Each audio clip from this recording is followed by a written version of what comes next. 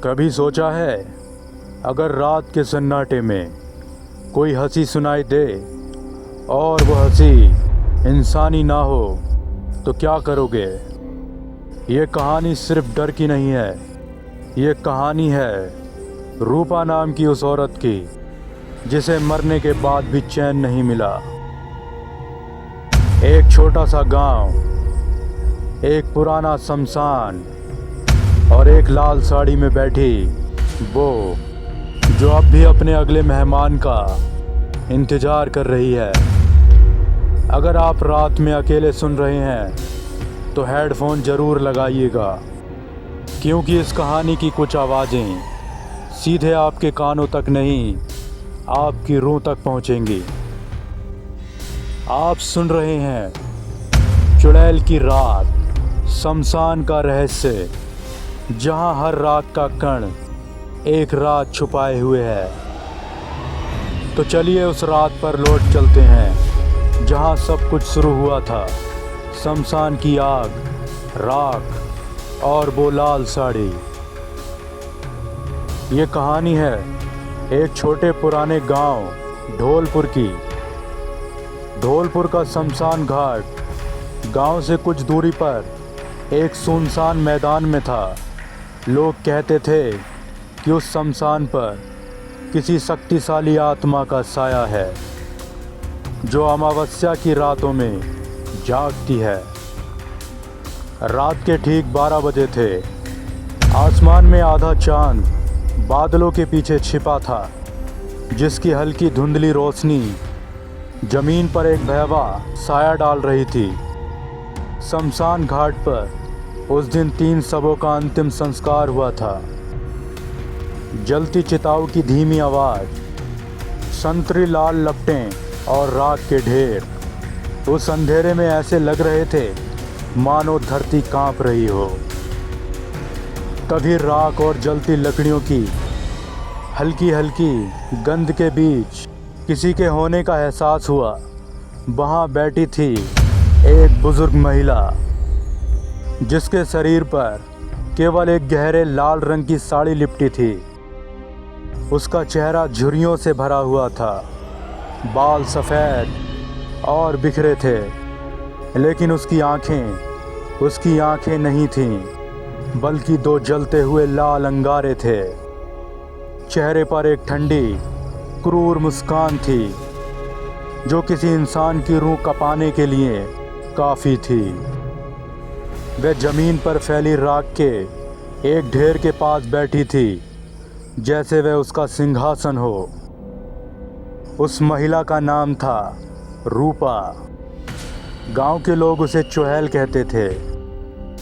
कहानी थी कि कई दशक पहले रूपा को जादू टोने के शक में इसी शमशान में जिंदा जला दिया गया था।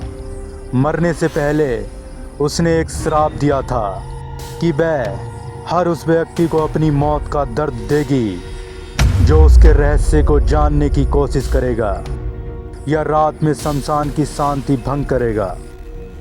गांव का एक जवान लड़का करण, जिसे भूतों पर विश्वास नहीं था, उस रात अपने दोस्तों की चुनौती पर शमशान में आया था। उसे शमशान के बीचों बीच रूपा की लाल साड़ी का टुकड़ा रखकर सुबह वापस लाना था। करण ने दूर से ही उस लाल साड़ी वाली आकृति को देखा। उसका दिल जोरों से धड़कने लगा। उसके मन में डर और तर्क की लड़ाई चल रही थी। क्या ये सच में वह चुड़ैल है जिसके बारे में वह सुनता आया था? वह हिम्मत करके धीरे धीरे आगे बढ़ा। शमशान में चारों ओर खुदी हुई कब्रें और राख के ढेर उसे डरा रहे थे। जैसे जैसे वह करीब गया, उसे महसूस हुआ कि हवा अचानक ठंडी हो गई है और जलती लकड़ियों की आवाज़ के बीच एक धीमी घिसी हुई हंसी गूंज रही है।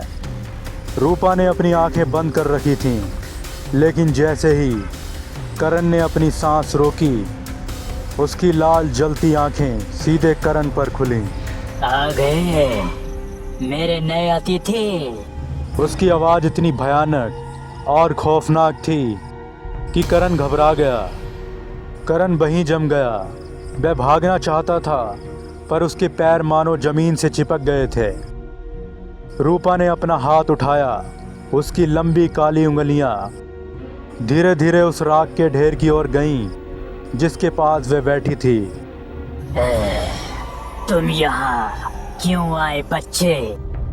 क्या तुम्हें वह चीज चाहिए जो मैंने तुम्हारे लिए बचा कर रखी है? करण की नज़र राख के ढेर पर पड़ी। वह राख नहीं थी, वह ढेर खून के सूखे हुए पाउडर जैसा दिख रहा था, गहरा लाल, उसी रंग का जैसा रूपा की साड़ी का रंग था। रूपा की हंसी तेज हो गई। वह राख की एक मुट्ठी भरकर उठाती है और उसे हवा में उड़ा देती है।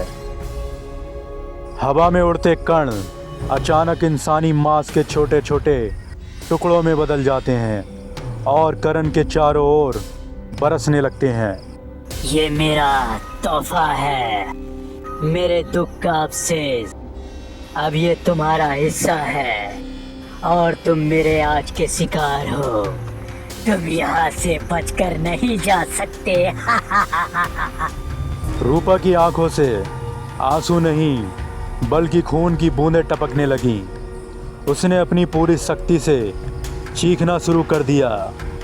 उसकी चीख इतनी तीखी थी कि करण के कान के पर्दे फटने लगे और उसे महसूस हुआ कि उसका दिल उसके सीने से बाहर निकलना चाहता है। अगले ही पल कब्रों के बीच से अनगिनत हाथों के साए उठने लगे। वे हाथ राख और मिट्टी से सने थे और वे तेजी से करण की ओर बढ़ने लगे जैसे उन्हें कोई अदृश्य शक्ति खींच रही हो। करण ने अपनी पूरी ताकत लगाई और खुद को उस जगह से खींचा। वह बिना पीछे देखे अपनी पूरी जान लगाकर भागा। रूपा की हंसी और उन हाथों की फुसफुसाहट उसका पीछा कर रही थी। वह गांव में पहुंचा। सांस फूल रही थी। उसका शरीर पसीने और डर से ठंडा था। उसने कभी पलटकर शमशान की तरफ नहीं देखा।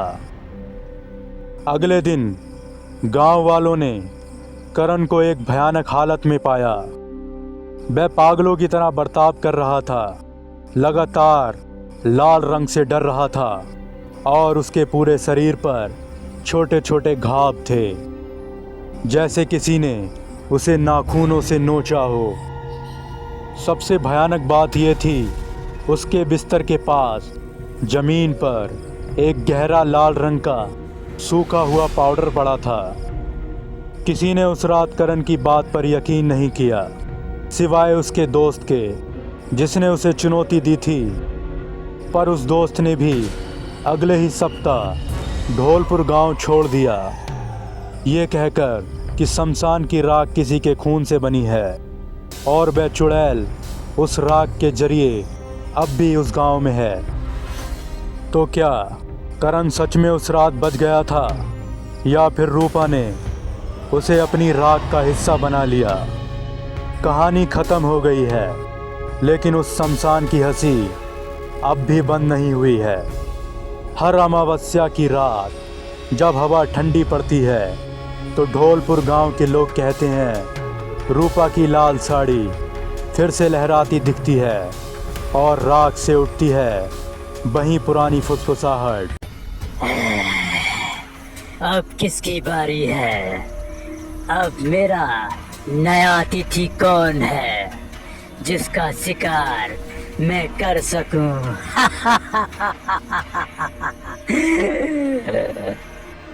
अगर आज की कहानी ने आपकी रूह को छू लिया हो तो इस पॉडकास्ट को शेयर कीजिए ताकि अगली अमावस्या की रात कोई और भी इस हंसी को सुन सके। मैं हूं आपका होस्ट और आप सुन रहे थे चुड़ैल की रात, शमशान का रहस्य।